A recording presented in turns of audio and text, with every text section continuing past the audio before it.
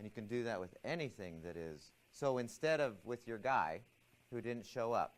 So the demand was, the should was, he should be here today, correct? So how would you rephrase that? How would you cognitively restructure that so that you upgrade this to a preference? How would that sound in your self-talk? Now, if you can you feel how if he said that? Now, that's not wimping out either. Because people say, well, if you just prefer stuff, then you're just wimping out. You're not really going for stuff. There's times to be angry if you're choosing to. But if you just can't control it, you're just upset for no reason, and it's not going to help the situation, I don't see a good reason to go there. There's plenty of good reasons why anger is really, really dangerous for our heart health. Really, really good reason to support. Anger does horrible things. It's like nicotine as far as what it does to the heart, to the blood vessels. It's exactly the same thing. Yeah, and so all I heard you do just then is you restructured your thought about it. You cognitively restructured your thought about it from a demand to a preference, from a demand to a different way of looking at it that doesn't involve anger, that doesn't result in anger. Do you get that? That's powerful. And again, doesn't mean you don't ever get angry.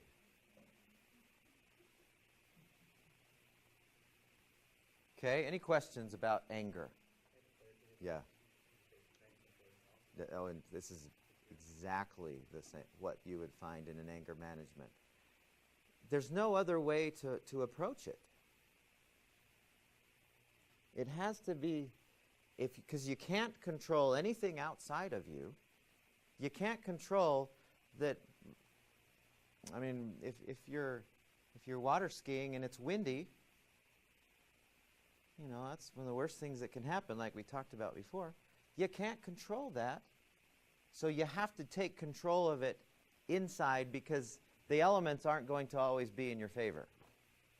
The environment is not always going to be how you always want it. And people for sure aren't going to be how you always want them to be. But if you have to have, it's kind of like the phrase, if your happiness depends on things outside of you being a certain way, you're doomed.